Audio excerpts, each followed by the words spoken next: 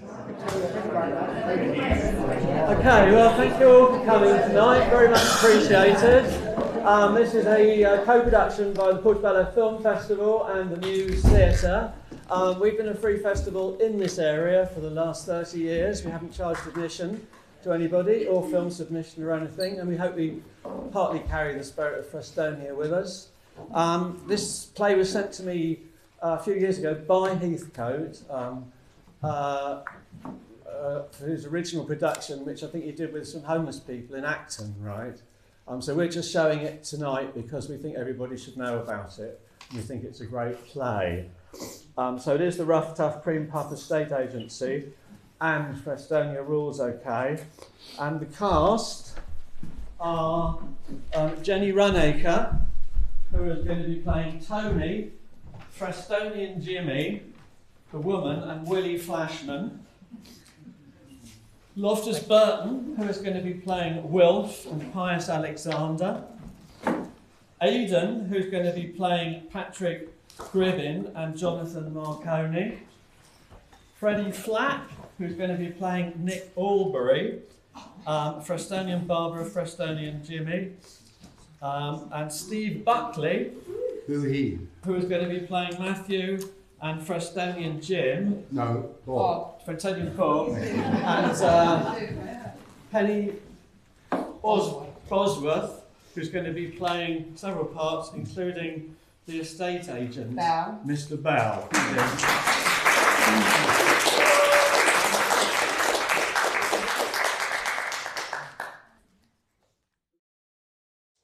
The Ruff Tuff Cream Puff Estate Agency, we will squat the building of your choice, and Frestonia Rules OK. A documentary play written for the Cardboard Citizens Theatre Company by Heathcote Williams. Act 1. A man and a woman are standing outside a building on Westbourne Park Road in North Kensington. A large palm tree with the golden rays of sunshine has been painted on the front door.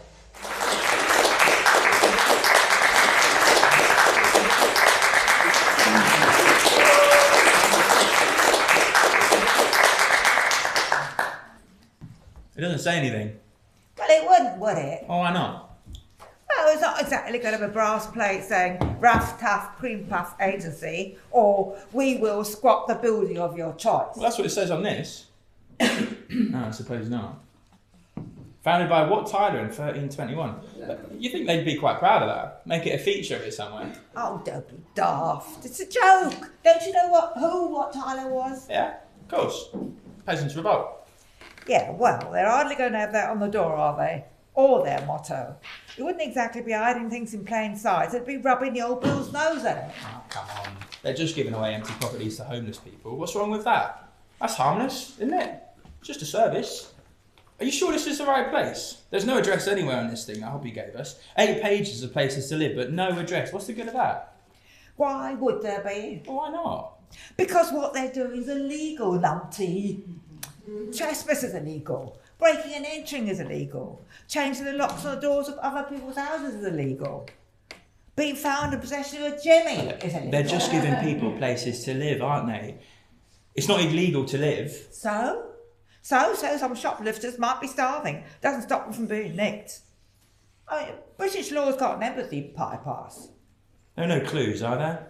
Looks like more like a travel agency for people who can't actually afford to go anywhere.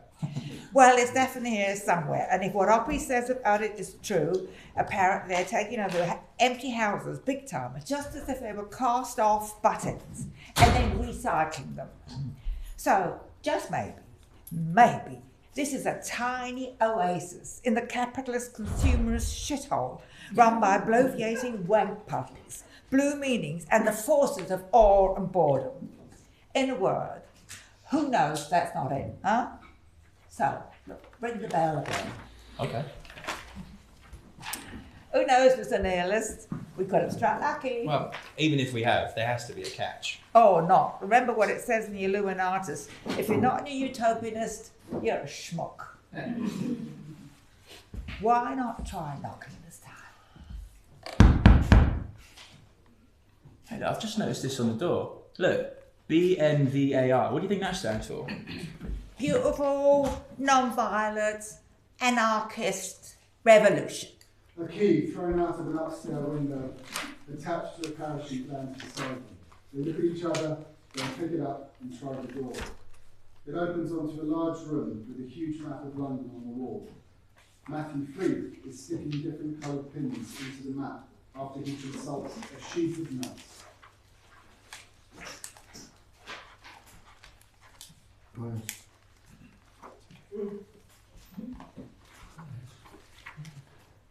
Oh, so goodness, that place you found for me. No, not right. No respect there. No, they didn't understand. I got places to go, people to see, all times. We'll find you somewhere better, Pius. Don't worry, your miracle's on its way. You give me beans, please? Be a bed for you in heaven. Silk sheets, lavender pillows. Yeah, full of rose petals. Everything you dream. Yeah. Pius on the street every night. Cold, man, cold. You're okay here, Pius, as long as you like. It's your place and mine. Here, touch this now. Bring you luck. It's a tin opener. Tin opener? Work by magic. You touch it, you never starve. You want to send message with this? It's a magneto. Yeah, magneto, what I say. Want to send message with it? Okay, what do I do, Pius? Rub it. Yeah, you rub it. Jesus come. Oh, well, that's quite some communication device. Yeah, communication. Well, welcome to Ruff Tuff, Bright Eyes. Either of you got any bow and arrow skills? Could have. Well, I want you to fire this and then hit that. Oh, it's miles away. What's this in aid of? Transmitter aerial. The crystal we've got in this is tuned to 118 medium wave, so the area has to be an exact fraction of that. 59 metres would do. That's half, so that's roughly 59 metres away. More or less. That would do it. Hey! Don't touch that! It'll give you a wallop. Transmitters are live even when you've unplugged them, which can make them very tricky when you're legging it over rooftops with one of them under your arm to escape a GPO detection unit. Why would they be interested? Because they'll have triangulated you. They'll have found out where the signal's coming from, then they'll have contacted the fuzz who'll have broken down your door, and so you'll leg it over the rooftops with a transmitter because you don't want them to get their mix on it. These things take 3 days to make. They're fiddly little buggers. You know, what's the situation with Cornwall Terrace? Any room in there? Yeah, hundreds of people can stay there now. They've knocked all the first floor rooms together, all the way down the street. Wild. Yeah. There are also lots of outlets being opened up in Freston Road, Bramley Road and Stoney Street, all round Nottingdale, and Tony's just told us about a hotel in Richmond, down by the river. Got 100 rooms in it, apparently. The Palm Court Hotel. Very heavily boarded up, though. Going to take a crack at it tonight. Been full of pigeons for years, so taking gun boots and wading through guano. Great. There's a message here about the Cambodian embassy. Is that for real? Sure is, believe it or not. Dave Tomlin and co found a Rolls Royce in the garage and a safe full of money. Prince Sihanouk's ambassador left in a hurry when the Khmer Rouge took over his country. Round and round it goes. Round and round what goes? Karma. Ah. Well, we should get some karma pins, yeah? Maybe they could be gold. Not only has this gentrified, upmarket and overpriced house been picked out by the fickle finger of fate for adverse possession by marauding armies of punk squatters, it's also been given a brain-melting course of acupuncture by karma to ensure that it now welcomes the homeless with open doors and windows. Just like that. There. Karma is magic. And by the way, why do estate agents always wear pinstripe suits? Why? God knows. Is that a riddle? Maybe it symbolises a nostalgic yearning for all those expensive lines of cocaine that have been keeping them speeding along, adding noughts to house prices and killing people off in third world countries. You know, sniff and snuff. A revealing mode of dress then. You know, I've defaced Hamptons, Foxtons, Savills, Marsham Parsons and Chestertons with obscene slogans. And Winkworths, of course, that was a gift. That was an obvious one. Wang wang. But here's one that still defeats me. Ruck and Ruck. Anybody got any ideas? Put not your trust in princes. That's what he says in the good book. Ain't it? Because that's what the devil do. Make princes of men. Yes, no gods, no kings. But one love. One love. I hope you don't mind me asking, but what's the significance of the different coloured pins?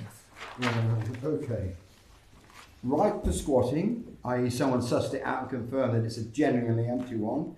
That gets an orange flag. If it's squatted but there are rooms in it or flats free, that gets a red flag. Squatted but full up, that has a blue flag. Do you ever make any mistakes? Yeah, not often though, but once Nick and I broke into a place off the Harrow Road that had been boarded up for ages. When we got to the top floor, there was a family having a TV supper yet. The man of the house had forearms as thick as your thighs. One of McAlpine's Fusiliers. He picked up a lump hammer and ran towards us with it, chased us back down the stairs, wanting to bury it in my head. Friggin' heck, you got away? Mm. Oh, by the way, sorry to interrupt you, but we came here about a place, this one, 23 All Saints Road, no roof, suit astronomer. Is that one for real? Of course it's real. What, you want a roof? Well, yeah. Well, then that place wouldn't be any good for you, no? Would it? Here you are, look, this might be more. 19 Freston Road, there's a whole floor free, if you don't mind a house full of draft-dodging Italian soldiers. Fire! Jonathan is now holding a large reel of thin wire, which starts unravelling as soon as the arrow is released, taking the wire along the required route to the building opposite. Jonathan holds a microphone connected to the transmitter and briefly turns on the radio to see that the transmitter is working. As soon as he gets a screech of feedback, he turns the radio.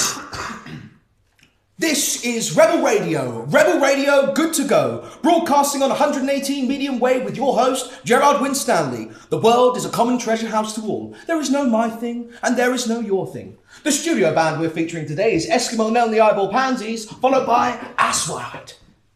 Anyone listening who's stateless can apply for a world passport form to the BTM, No Borders, London WC 1V. And now, here's the regular weekly item most of you have been tuning in for. Yes, the latest list of available properties. I'll pass you over now to our mega mogul property tycoon from Squat Now While Stocks Last Incorporated, Floating Anarchy Productions, and the Gospel of Totally Free.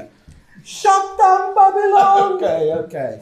Wilf enters the room, setting down a crate of oranges on the table, and sets two with the crusher, making up orange juice to sell at Portobello. Okay, lesson 1 in how to get the better of a pinstriped executive with a pink shirt, monogram cufflinks and a cocaine habit, which is why house prices are being pushed up every nanosecond by quadrillions of quid. And they step over rough sleepers on their way to work in their Mercs. Just try a bit of righteous industrial espionage. If you pass an estate agent's window and see something that takes your fancy, then put on your best bib and tucker and saunter in. Tell them that you're interested in viewing the property. They'll give you the keys if they think you're flashing flush enough, and make sure you smile lots. So, then you get the keys copied. After half hour or so, you return them to avoid arousing any suspicion, and you say, sadly, the place is not to your liking, after all. And then you can let yourself back in, change the locks, and lo and behold, the property is yours. Q-E-D. Right, now, today's list. 9 Lansdowne Crescent. Used to belong to Tory Minister Michael Heseltine. Wall-to-wall carpeting throughout. TV built into the chandelier in the main reception. Vulgar as shite. Now in the hands of property speculators. Come back, Rackman! All is forgiven. Access from the back via a jemmy. You'll know that it's the right house when you see that there's graffiti opposite that says Hancock lives. It's kitty corner from another one that says Clapton is God. If you don't have a jemmy, we've always got a few lying around the Ruff Tuff that you can borrow. Okay? Sorted? Moving on. Now, Villa Road, Brixton. There's 150 people living in the Yellow Submarine commune, and they're expanding to 2 more houses, so there's room there. You catch the Villa Road newspaper, The Villain, for further details. At the moment, folks, squatters are being demonised by the right-wing press who present us as a threat to the whole system, which I hope we are, and by the left who say, don't be silly, only hippies do that. Not the case, best beloved. Not the case, all you footnote-squabbling devotees of Marxist-Leninist misery who accuse us of being adventurists. A doctrinal hearsay in their bureaucratic book. But squatting is politically important. The natural trajectory of squatting is expropriation, which is progressive and revolutionary housing for all. Speculation is the crime. Squat and roll, babes! Righteousness! Yeah. Righteousness! Housing all mankind, best thing, beans! Pius holds out his platter, demanding a refill. Patrick takes the ladle from the stove and dishes him out a generous steaming helping. Thanks be to you, everlasting love. The law fetishises property, considers it more important than people, and doesn't like it when we break capitalism's little nest eggs, break them into them and then invite everyone round and everyone to share the omelette. And what's in it for us? The ecstasy of enlightened criminality. Yo ho ho. Now, here's a treat. Patrick puts on a track from Aswood. There's a turntable connected to the transmitter. He turns to stand down to Tony Allen. So when are you lot going to squat in Buckingham Palace, We huh? made a start. Yeah, how's that? Well, squatting Windsor Great Park for the Windsor Free Festival. Yeah. Reclaiming the park as common land instead of the Queen's backyard. Wow. Well, the police made pretty short work of you last time. Let's meet in fact. Well, don't sound so pleased. There were 600 of them. The Duke was fucking furious. He was ringing up the head of the Thames Valley Police every 5 minutes. I want those bloody vermin evicted. What the hell are you doing about it? This is a bloody shambles. They're making love and having babies. Establish squatters' rights if you don't do something about it. Right now, nincompoops. You can hear him, can't you? Windsor Great Park was established as a royal hunting ground by William the Conqueror. Don't these damn people realise they're overturning 1,000 years of history? Yes, they fucking do, you Duke. Having been owned by royals for centuries, they're now taking something back from one of the world's richest families, if you don't mind. But thanks to the Duke's mean-spirited paranoia about sharing what isn't even his, a bunch of royalty-mongering police go totally berserk at Windsor, rip up people's tents, kick pregnant women in the stomach, beat people over the head with their truncheons, all to suck up to that redundant racist Duke peering down from his castle. Arsehole. I got that. PR disaster for the old bill, that was. They started a riot, a police riot. Explains why the police's top brass and the Home Office have been getting worried about the police's image. So now they're going to set up something called community policing. Now, what do you think community policing does? No idea. Beat themselves up? Very good. Very good. By the way, on a reflective note, here's an improving quote for the next Ruff Tuff bulletin. The police are the badge of our lost innocence. Yeah, that's great. It's from Malatesta. Good, huh? I think, therefore I am an anarchist. Descartes. Well, I like it. The police are the badge of our lost innocence. Thanks. Takes me right back to the Garden of Eden. Those balmy days of blue remembered hills and cosmic innocence, when my gyro was never late. Yes, because I never came. No, Social Security lost all their Mesopotamian files. Any lush going? I'm famished. I was in Arrow Road police cells last night, then court this morning. You ring the bell in the cell and bang on the door all you like. They never respond. Never bring you anything, not even a glass of water. The reason being, they don't trust the courts to give you what they think is a stiff enough sentence, so while they've got you in their clutches, they torment you. Just like the good servants of the state they are. What were you nicked for? Well, you know that long corrugated iron barricade running along St Stephen's Garden? Well, they're apparently building a posh executive flat there. Yeah, so? Well, I was there last night. I got as far as I thought home was an X. Then I got my collar filled. Yeah, so what were you going to write? Oh, I'm not going to tell you. You'll nick it. Don't be silly. What were you going to write? Okay, I was going to write. I always thought home was an ex-prime minister until I discovered squatting. So what happened? I went to court this morning. So, what did the magistrate say? Did he think it was funny? I didn't tell him. In case he'd nick it? I came out with something else. What? Mr. Allen, you are charged with causing criminal damage to the fabric of the defensive and protective wall, namely the property of the Royal Borough of Kensington, Chelsea. I am given to understand that you wrote, I always thought home was an X.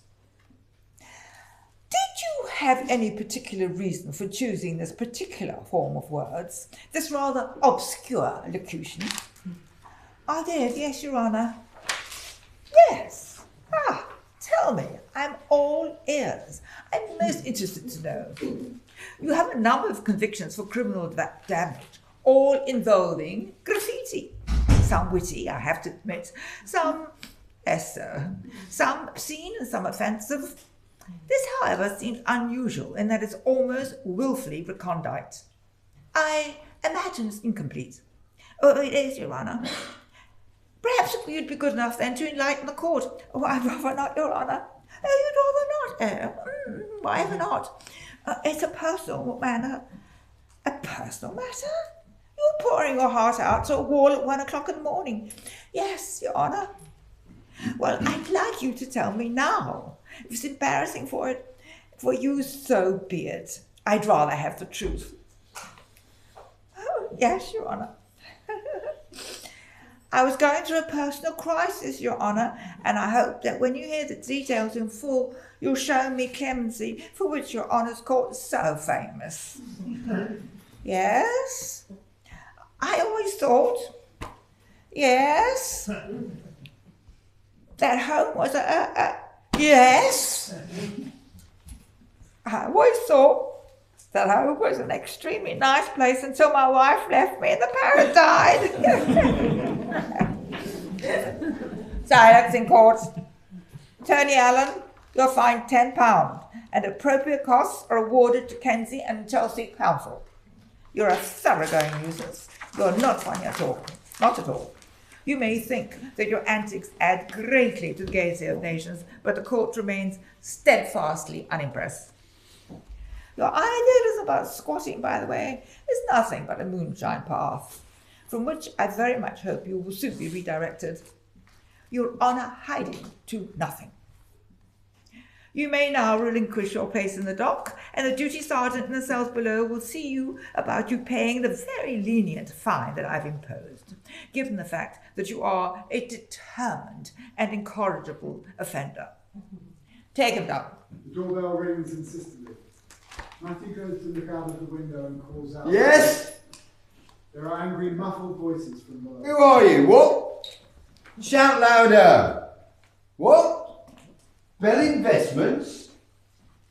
There's a guy downstairs who says he's from Bell Investments. Pink shirt, pinstripe suit, and a briefcase. That could be fun. Who is he? He's the landlord. Owns a string of rat-infested health hazards. Drives a Lamborghini. Usually has some muscle with him, or some arm candy, or both. Yeah, but what do we do? Oh, let him in. Why? He's the enemy. Oh, it's cool. He doesn't know this, but ages ago I sent his company a postal order for 30 quid. They made the mistake of cashing it. That established a tenancy. He's already torpedoed before he's opened the door. By the way, if anyone should ask here for their name, our name is Wally. I'll explain why later. Ding dong. Ding dong.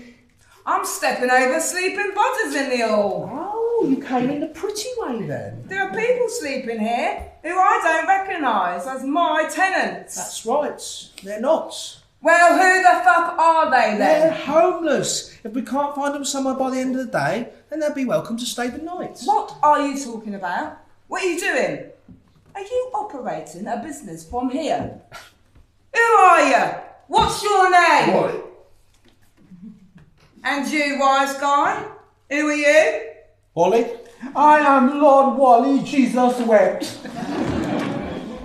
What have you turned this place into? This is a residential property and I own it! Oh, really? And how do we know that? And how do you know that?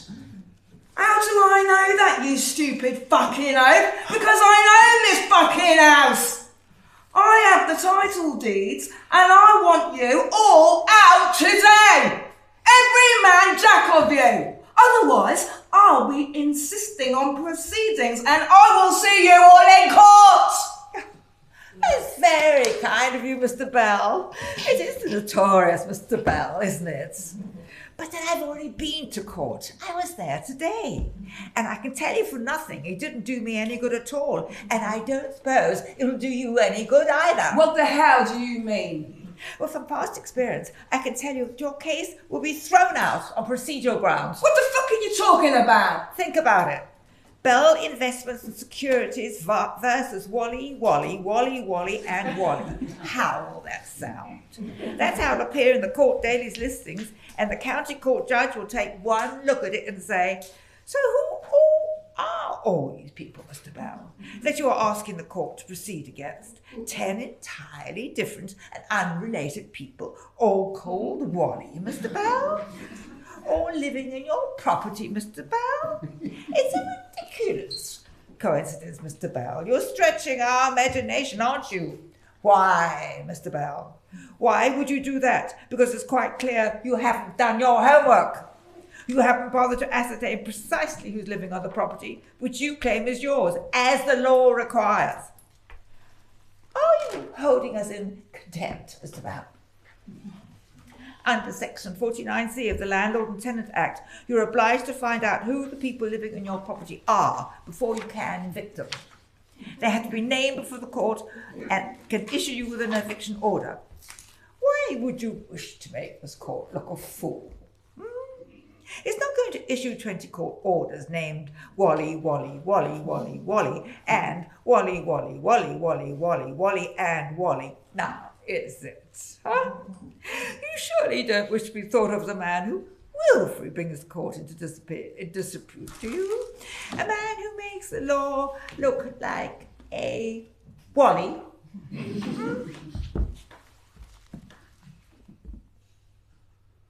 So, what's your real name? Oh, what is real in this wilderness of mirrors? Willi. So, what are you going to do, Bell? Get your heavy to give me a Chinese burn in order to get my name out of me? Oh, bog off! I am the one who has the law on his side, you idiots. You're squatters! You're fucking squatters and it's my property! No, we're not. We're unpaid caretakers. Better to squat than to let a home rot. And we're here on a permanent basis by arrangement of the genius loci. The spirit of this place. It pats us on the head every night, just as our little heads touch the pillow, and it says, "Worry ye not, my little babes. Everything's cool." Watch your language, Bell. He's not squatting. It's self-help housing. Please, don't talk dirty. I don't care what the fuck you call it. You are living here rent-free in my house, and you owe me thousands. You ought to be kinder to yourself, Mr. Bell. To be as obsessed with money as you are can lead to the build-up of dangerous cardiotoxins. It's a lifestyle choice, of course, but you might want to change gear before it's too late. You're fucking living here. You're fucking living here rent-free. No, we're not. Check your files. What? What are you talking about? You paid this into court. This is the stub for my 30 quid postal order sent to Bell Investments on April the 11th. My mum's birthday. How could I forget? And being as ravenously interested in money as you are, how could you overlook the receipt of my hard-earned cash? Mr. Bell, thus creating a contract between us. Bell looks at his minder, who shrugs slightly sheepishly, keen to indicate that he knows nothing about it. Bell is now insane with anger. You have been not paying rent. You paying rent. I don't believe you. And how exactly? How could you, any of you, have possibly earned any money? How? I mean, look at the state of you. What the hell do you find to do all day? Enlighten me. We're spiral dancers. You what? At pop festivals. Oh. We influence the weather. The organisers are pleased to hire us. That's bollocks. Yes, it's bollocks. But they pay. That's what the world is, isn't it? It's people paying for illusions. No, not in my world, it's not. I don't know anything about it. I just want you to fuck you. Fuck you, yes. Just fuck your fucking mother and fuck the whole lot of you. I want you out. Out, out, out, out. Ooh, you're making yourself look ugly, Mr. Bell. Oh, look at you. Just look at your face. Oh, Was anyone else hurt in the accident? I will kill you. You're shitting the place up. Look at the fucking state of it. No one shits up my places and gets away with it. You've just given yourself away, Mr. Bell. Places, plural. Who needs more than one place? You could only sleep in one bed at a time. The unexamined life is not worth living, Mr. Bell. Socrates! And this guy. Look at this guy. Tin Man, huh? He's a health hazard and I do not want him in my house. Oh, don't you? Well, listen, Sunshine. To have survived on the street for as long as he has merits the biggest medal this poxy state has to offer, and not the unwarranted contempt of a slimy-ass property speculator like you. Let me borrow your light meter, Pius. Pius hands him the light meter attached to a bicycle. Oh my, wait, what the fuck are you doing? I'm scanning you for utopian content, just as I thought. Zilch, nada, nothing. Not a single ray of light emerges. Fuck off! What are you doing with your life, Bell? Running around with your goons, collecting rack rents from buildings you didn't help build in order to fuel your Lamborghini and pollute the world for its fart hole and give everyone asthma.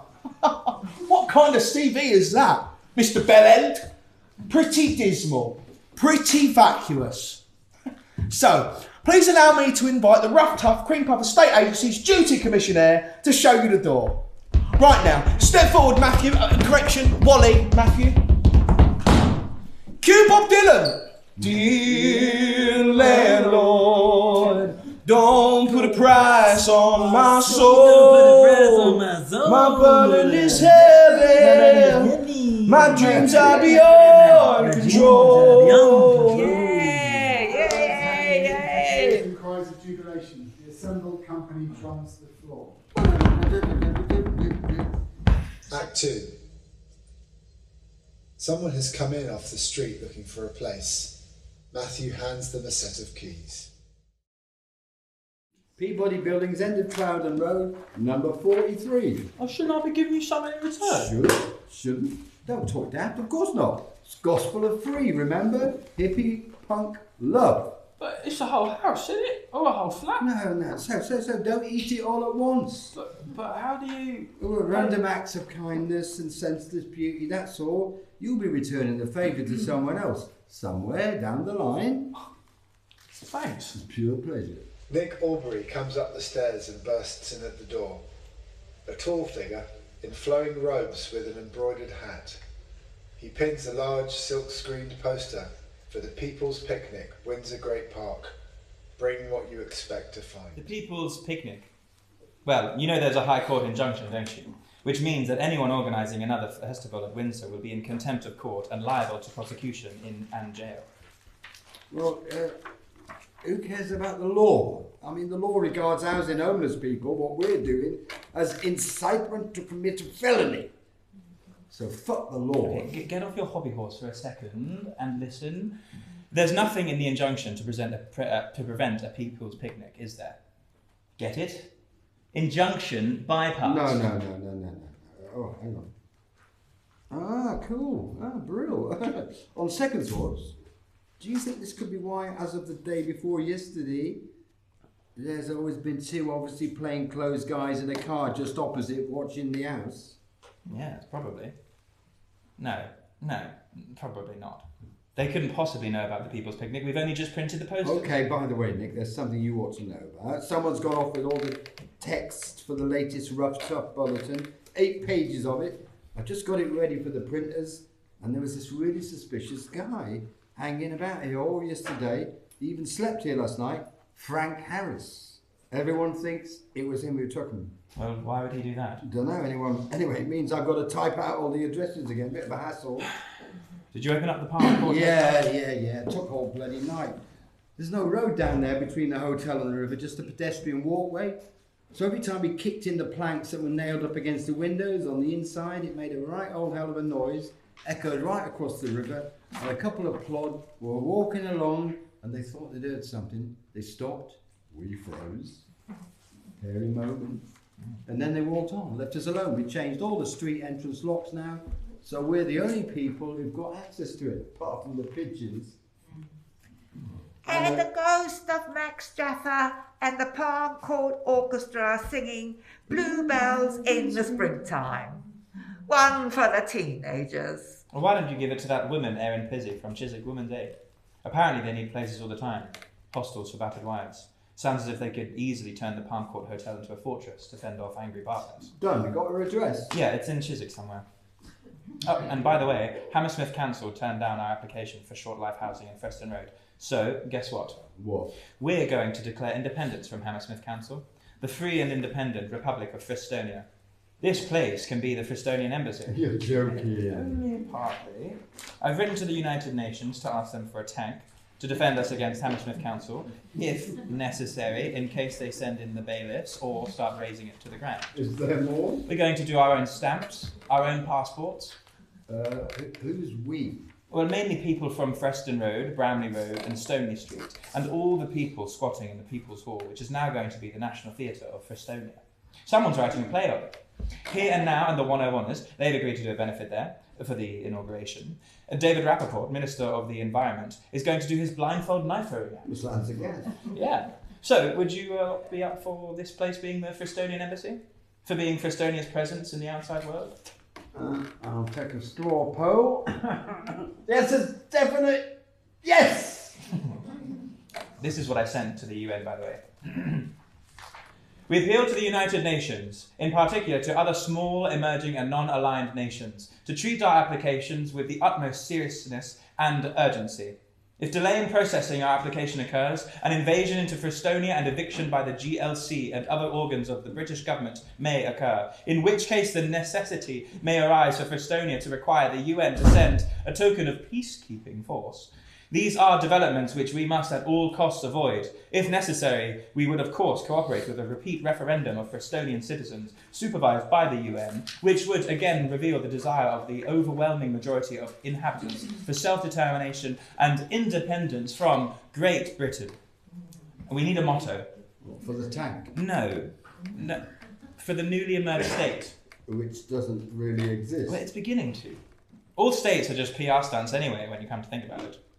I try to think of states as little as possible, but it does sound a bit of a hoot. Look, everybody's up for it. Pissed off with your own country? Start a new one. Cash in the royals and pay off the national debt.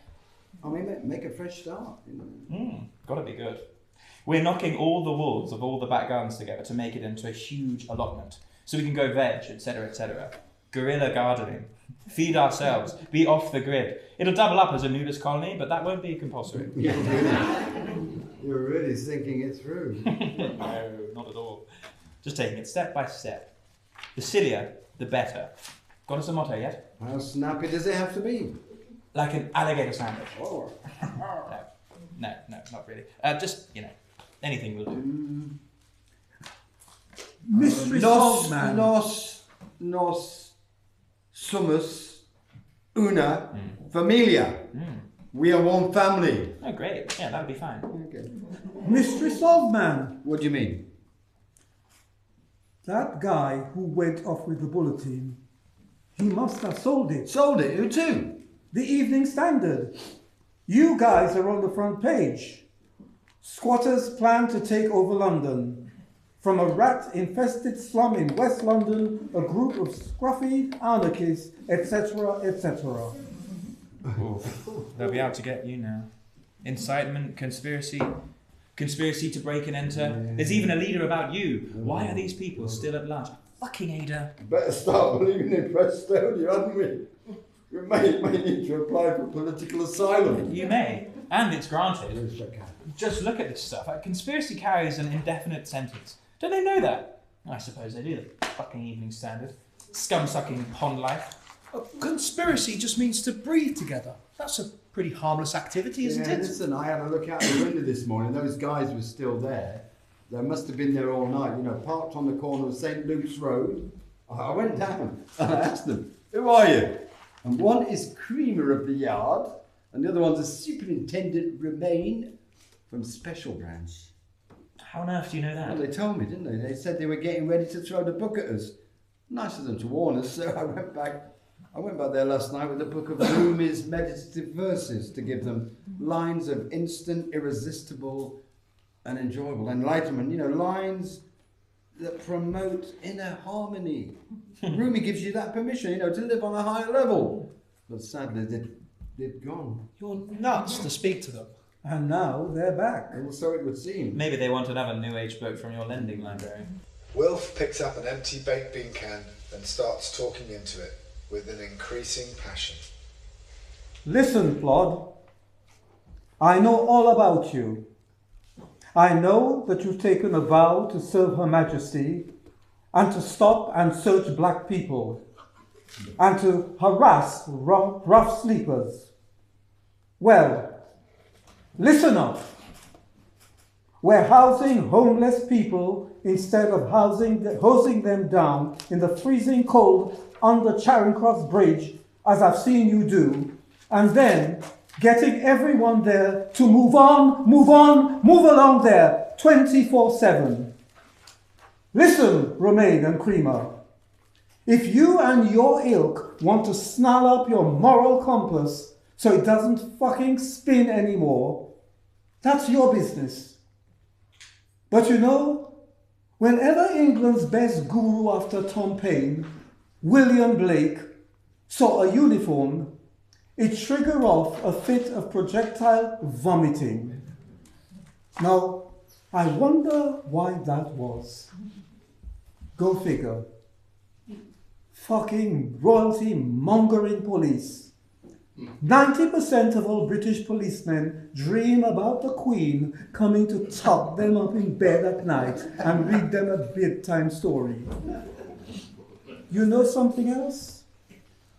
When they sing Jerusalem at Tory press conferences, they always bring me out in a rash. Build Jerusalem in England's green and pleasant land. Huh! That lot have done everything they possibly can to destroy it, covering it in concrete at huge profit to themselves. And you're the Tories' paramilitaries, Romaine and Creamer. Roger and out from the Ruff Tuff telepathophone. Creamer and Romaine, car has now got a handmade sticker on it. They didn't see it. What And does they it didn't say? see me. What does it say? Fuck the law, squat the world. William Blake, thou shouldst be living at this hour. God, the streets of West London can be beautiful, can't they? Particularly at dawn. If you're quiet, you can hear the sprightly lads, Park and Pan and Robin Goodfellow. And now here's Billy Blake, God's Rape, coming through loud and clear from the Stonehenge mainframe transmitter. Men, think not for themselves till experience teaches them to catch and to cage the fairies and the elves. Hobbit power, the popular front for the liberation of Freston Road. Viva Frestonia!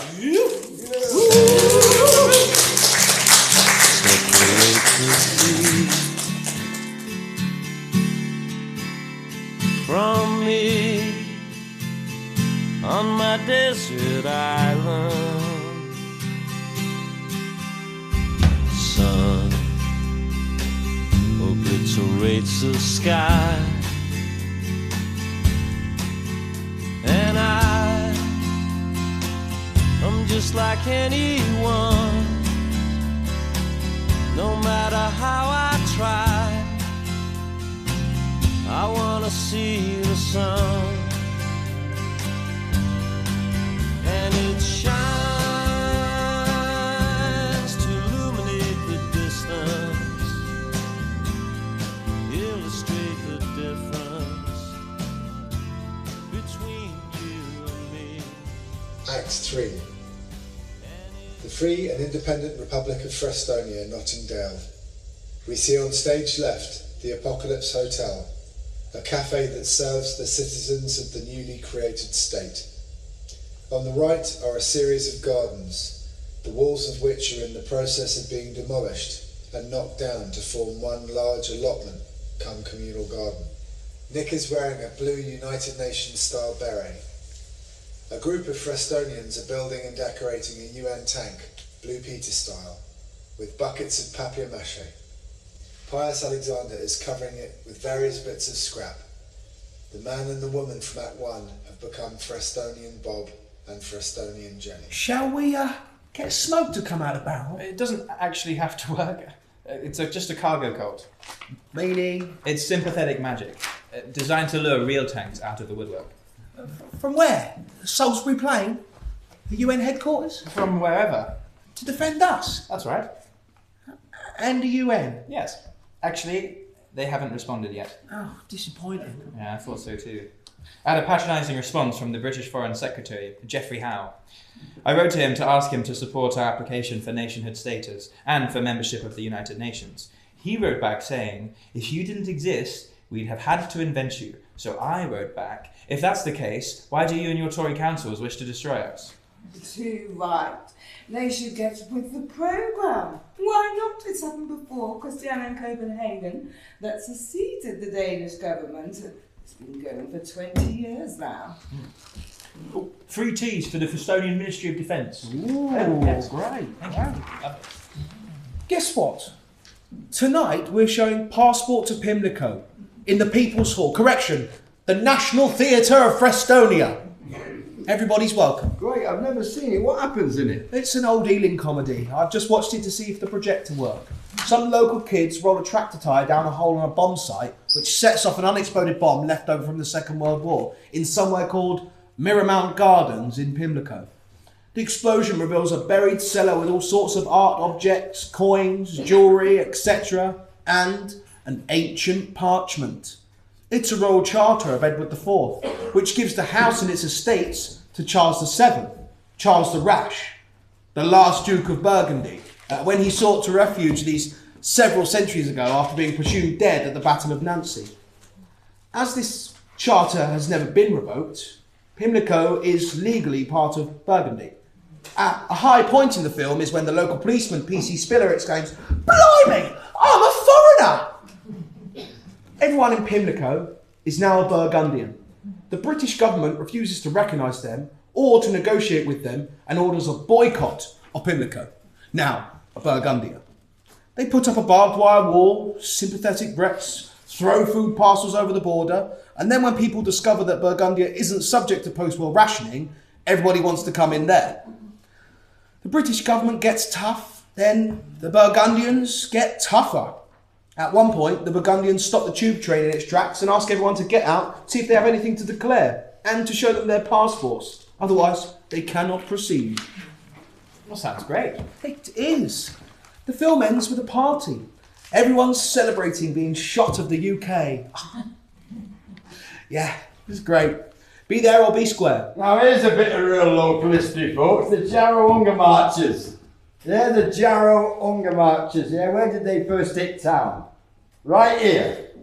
The march organisers thought they ought to see the very poorest part of London before they laid siege to Westminster plutocrats to petition them for a fair deal for steel workers and Tyneside ship workers. Now, they petitioned and petitioned, but did anyone pay attention? No, did they? Yeah, like the parish of bloody Westminster piglets couldn't be diverted from their troughs. Street corners in West End had starving miners on them. They were too weak from hunger to be begging standing up, so they had to kneel with their hands out. And the starving went on and on. It was in the 30s, you know, the 1930s. It was, little Alan Price wrote a song about it, you know.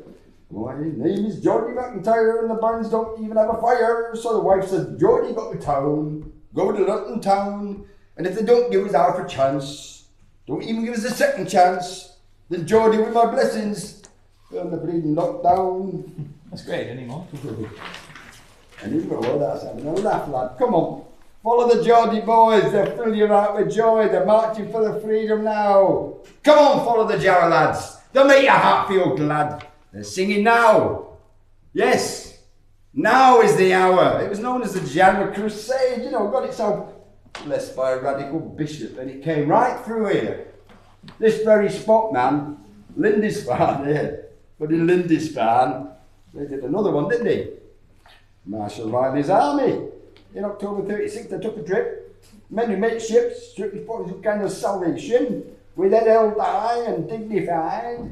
The townsfolk and the passers-by held them in some kind of admiration. March on, Marshal Riley's army, marching on for your rights. You've surely earned them. March on, Marshal Riley's army. The lessons that you taught us, who has learned them? Did they really come through Preston Road? Yeah, they did, right from fucking Shepherd's Bush. Fucking brief detour through these streets to be given cups of tea and bread and jam by people living here. Then on to Westminster to be kicked in teeth by Parliament snobs and sods. How many voters does it take to change a bloody light bulb? None. Because voters can't change anything, right? The MPs refused a debate on any of the issues that the marchers brought with them, and they were raising. And the marchers got given no jam at all, out of any of them plutocratic politicians. And that's all on record. That is the way Parliament treated them was a bloody scandal, but scandal festered and festered. And that running sore led directly to welfare state. From little acorns, big oaks low. On the way in from Jarrow, they wanted the marchers to see the poorest parts of London. They wanted them to see the poorest parts of London. They wanted them to see London's them and us. So they came here. Yeah, it still is, matey. Still the poorest part. Knock on the door, number 12. They've got a job putting food on the table. What about junkies, Do they count as poor? Number 11? Oh, it's full of junkies. Yeah, they count. They're poor in spirit, all right. In Victorian times, they were known as the undeserving poor. But my theory is that the undeserving poor are even poorer than the poor, because nobody gives a tinker's fuck about them. They're living here. They can live here. I taught a junkie to juggle once. It didn't cure him, but it's impossible to inject yourself while you're trying to catch 3 balls flying through the air. Mind you, he was only ever able to juggle 1. Idea. I've had an idea. What's that? We should have a Frestonian national anthem. Oh, yeah, that'd be great. What does it say on the Statue of Liberty? Bring us your... I remember, I know it by heart. Give me your tired, your poor, your huddled masses yearning to breathe free, the wretched refuse of your teeming shore, etc., etc. Send these, the homeless tempest-tossed to me. I lift my lamp beside the golden door. And you make sure also to bring me all your fucking junkies, that we may teach them to juggle. Funny that you're suggesting that, Nick, because I've actually been thinking about something. The whole Frestonian vibe started plucking the guitar strings for me. I got a tune, but only got as far as 1 verse so far. Do you want to hear it? Oh, go for it. Well, I could wait until I've written a few more verses. No, go for it. Giants built Stonehenge, giants built this land. Let's rise up like mushrooms and seize the upper hand. Viva Frestonia! That's great. More. Nick, by the way, if I'm Frestonian, can I still get the doll? Yes. It'll count as foreign aid now. Hey, you should have known that, Jen. You were the bloody Home Secretary at meeting. I am? It was decided at last night's meeting, even though, just like the British meetings, you've never done anything for my home. What do you need doing? Well, electrics are off. No, I'll give you a hand. What do you know about sparks and electrics? I haven't been to 101's roadies for everything. Giants built Stonehenge, the giants built this land. Let's rise up like mushrooms and seize the upper hand. I like it! Viva Frestonia! It's a bit naff, but I like it. You don't think it's a bit nationalistic? So what, we're a fucking nation, are we? It's inevitable. Viva Frestonia! Nationalistic, it's just an ad for magic mushrooms. What do you think they're going to do now, Nick? Who? Well, they can't send the bulldozers in now, can they? What with the publicity we're getting, that it creates an international incident. That's right, I've been posing for photographs all morning from a French newspaper guy. Here, look at here, you're a Frestonia guy, please. I charge him 50 bloody quid for making me look a brat. Who wants a sandwich filled with fruits of Estonia's first harvest? Which is? Mustard and cress grown on organic blotting paper in our sunshiny back room. Great. Yeah, we must keep some aside though for the state visit. State visit? From who? We've just had a really interesting inquiry. A guy from something called the Micropatrological Society of Vienna. They specialise in collecting details about small nations. I say they, but I think it's just him. He's declared his house in Vienna a free and independent state. He seceded from Vienna and, in fact, the whole of Austria. Do we know if they noticed the difference? History doesn't relate, but I thought we'd increase his profile by according him a state visit. He's due to arrive at the Apocalypse Hotel sometime today. The tea urn will be turned on, and the 101ers have said they'll play him in. He's coming here after he's been to the Ruff Tuff to get his visa and his Frestonian passport, and after he's had them both stamped. Fun. Yeah, fun. We've got a whole load of rubber stamps to go on them now. New Frestonian citizens can take their pick. Access all areas. Ignore alien orders. Squat and roll. Why pay? We don't pay. And the Gospel of Three. And the postage stamps are getting through too. Look, see this? See? It's been franked. Patrick Gribbin, 16 Stony Street, Frestonia, London, W10. Ah, that's a bit sad. Sending letters to yourself. Nobody loved you. Look, see? It's been franked. Oh, yeah, well, it's brilliant. Who did them? Richard Adams over at the Open Air Press in Blenheim Crescent. Oh, He ace. designed them and donated them for nothing. They look a bit like Danish stamps. That's why the post office is taking in. Well, what can I get something? Oh, I got sheets of them. You're welcome to a whole watch. Will they work for abroad? Dunno. I just conducted an experiment. I put 2 stamps of near abroad, like France, and I put 3 stamps of far abroad, like New Zealand. See what happens. I've sent some letters to Christiania with Frestonian stamps. I put 2 stamps on each letter. We've got to do money next. Frestonian money. A Frestonian currency. I could be a bank manager and give people money. How would that bloody work? Yeah, we have to be on some kind of standard, like gold standard, the porridge standard, The grass standard. The tofu standard. Music standard? munches The standard. peace and love standard. A money is insane nonsense standard? Or we could be on the altruism standard. If you and I to get some Frestonian silver crowns or gold crowns to play with. But if you've got greedy and you've got too many of them and it's all gone to your head and you've got nasty with it, then we come and nick them off you. And the coins will have a lion lying down with a lamb on them. That's what they look like. Well, you've worked this all out, haven't you? Of course, Frestonian economics. An important thing to get right when you're starting a new country. I am going to apply for the position of Managing Director of the Bank of Frestonia.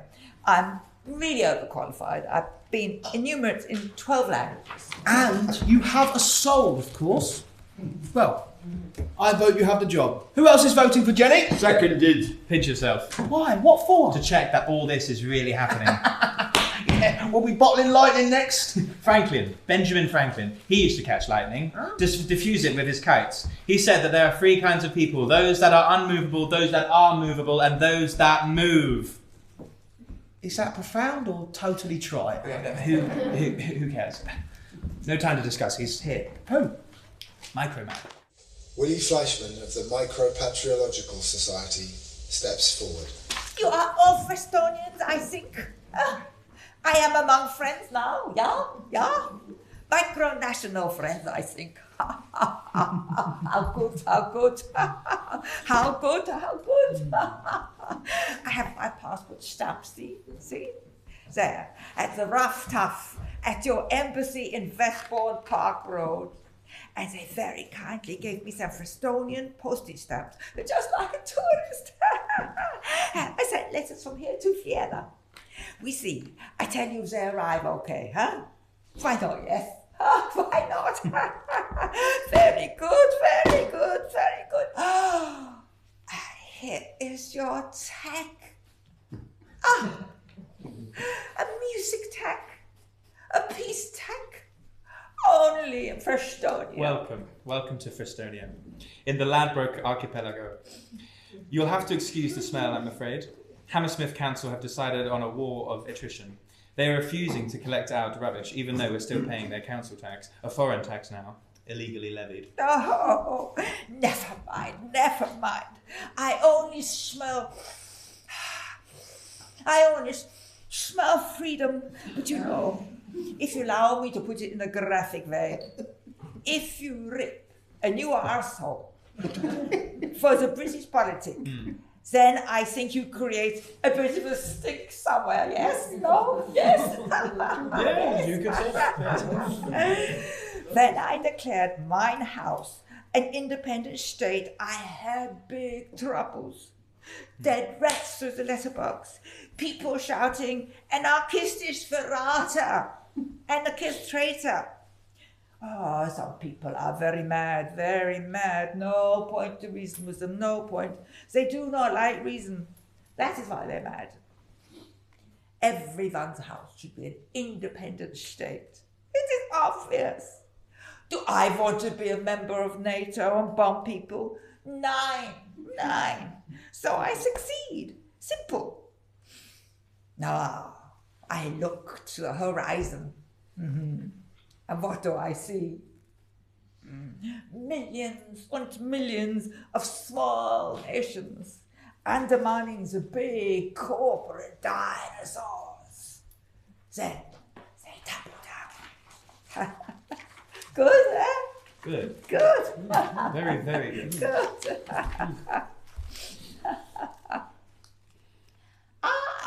Mr. Matthew, I met you earlier. You stamped my passport. I did indeed. Are you enjoying your trip? Oh, I am. It is like bliss heaven. Very good. And I tell you now that I have my passport, I think I will never leave Frestonia. Always be in my heart. You know something weird? What? Well, you know, no sign of Bell. No sign of Mr. Bell, not a peep. I thought he'd be issuing us with all sorts of writs and, summonses the very next day. I'm picking up on something. What? He's read Marcel Morse on the gift economy and he's decided to give us the property. Unlikely. But I think he's just thought it wasn't worth the hassle. All the legal bills. Getting rid of us wasn't going to be cost effective. Yeah, for now. Maybe just for now, maybe for longer. Who knows? There are no rules. Shit happens and unshit can happen as well. Surf on the cusp of now, and you can always defeat the dark lords of number crunching lurking in the shadows. By bullshit. Tung fu, yep. Or by the counterpower of insurrectionary communities. Talking of which, I have a mole in the Hammersmith Council, and guess what? The word is that the council are taking the view that it'd be a PR disaster if they sent the bulldozers in now and started demolishing Frestonia. So they're going to negotiate, offer us short-life housing to become permanent if we form ourselves into a housing co-op. They'll refurbish, we'll get a say in the design. Is that a victory or a compromise? Or a sellout. Call it what you like. But thanks to us having made a media splash, Frestonia is becoming a rattlesnake now. You tread on it at your peril. Will Frestonia survive? Frestonia's in your head. A temporary autonomous zone. The only state's the state of your mind, and the only government your body. Everyone knows that. Well, everyone here knows that. The joke is that the media are now saying we've conquered the UK. Thanks to the bargaining power of the Peasants United. Some things can still have a happy ending even in the globalised world of rampant corporatism. Oh my God, look, see, everyone's taking their clothes off in the gardens. Fucking it! Oh my. Could you have imagined when you were diligently taking your A-levels that the high point of your future career would be to guard a nudist colony in the centre of London with a blue Peter tank? Ruff, tough, and in the buff. Wow. The card castle we built with punk love in ad hoc, improvised, agit-prop dream is suddenly real. Thanks to every card in the pack being jokers. A prank a day keeps your doctor away. The diggers knew that 350 years ago. They chose All Fool's Day, April Fool's Day, to squat St. George's Hill. Their first settlement, April Fool's Day, was when they turned the world upside down. Stand up, diggers. Stand up now, diggers all. Your houses they pulled down. Stand up now, stand up now. Your houses houses they pull down, stand up now. Your houses they pull down to fright your men in town. But the gentry must come down, and the poor shall wear the crown. Stand up now, diggers all, noble diggers all. The lawyers are all around, on each side they are found. Their wisdom so profound, to cheat us off our ground.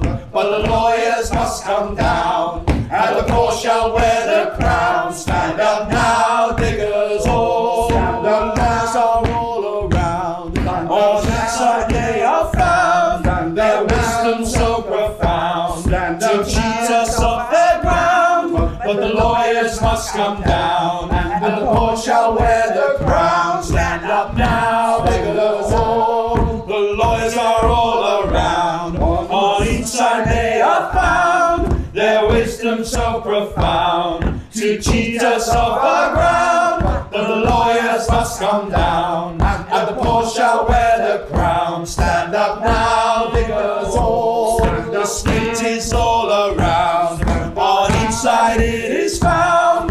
Its wisdom so profound, to cheat us off our ground. But the state must come down, and the poor shall wear the crown. Stand up now, diggers all.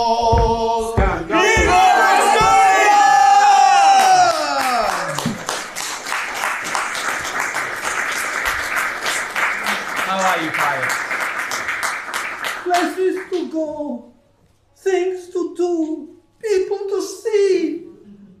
But now, living at number 7. Lucky 7 nice people.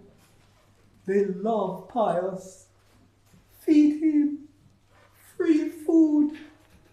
Got a nice bed. Warm. Frestonia's a lifeboat in which you can sail away, or else stay up on the Titanic, otherwise known as the UK. Getting there. Getting there. That sneering guy from Time Out asked me this morning, why are you all doing this? I said activism's a psychedelic.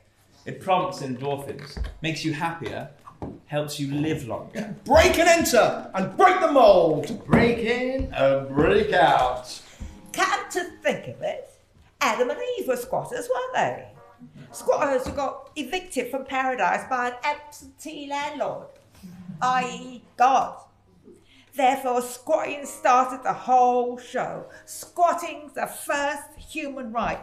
That's how civilization started. Ooh, this place looked nice. Fish in the river, apples on the tree. Let's stop here. Looks like heaven. Let's squat it. Squat now while squatting